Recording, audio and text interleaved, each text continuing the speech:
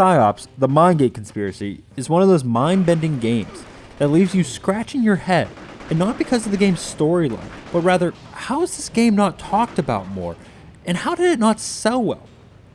The game has everything going for it. I expected this game to not just do well, but to create an entire series as well. You play as Nick Scryer. He was sent in to infiltrate a terrorist group known as The Movement. Really? The Movement? This is the best you could come up with? Why not call it the generic group of bad guys who don't like America? You trust me, don't you? What was that? It's for your own good, Nick. Anyway, Nick begins the game with no memory of anything about his life. He then meets Sarah, who gives him a shot to help him remember who he is and what he can do. Who he is and what he can do turns out to be one of the coolest video game characters I can remember. Not necessarily because of who he is, but rather what he can do. It turns out, Nick is not just any old soldier, but rather a Psi soldier. This is what makes the game so special. It plays for the most part like a third-person shooter, only with Nick's powers added in. And what powers are these, and what do they do? Only awesome Psi powers like telekinesis, mind control, and pyrokinesis, among others. This is what makes the game so unique and unlike anything else. Every situation can be handled however you want to.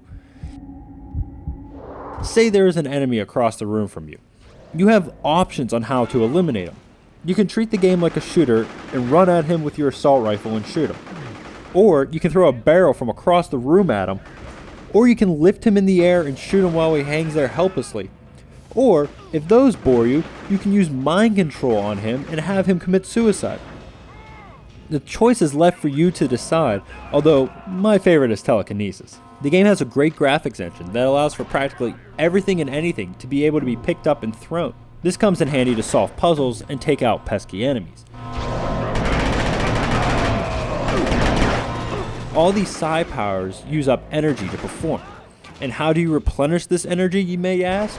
Only by sneaking up behind enemies and performing a mind drain, which ends in some good old-fashioned head exploding. But Psi-Ops isn't just solid gameplay. It actually has some really good production value. The graphics are impressive, with the environments bringing you into the world it is created. More impressive are the effects of the game. The fire from your pyrokinesis looks great, and the glow around objects after you pick them up with telekinesis looks pretty cool.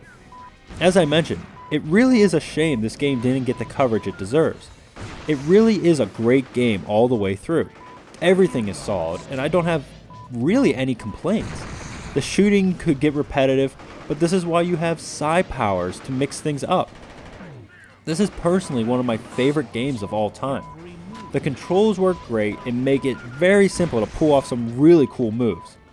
If you find yourself a copy of this game, don't leave the store without it. You'll thank me later.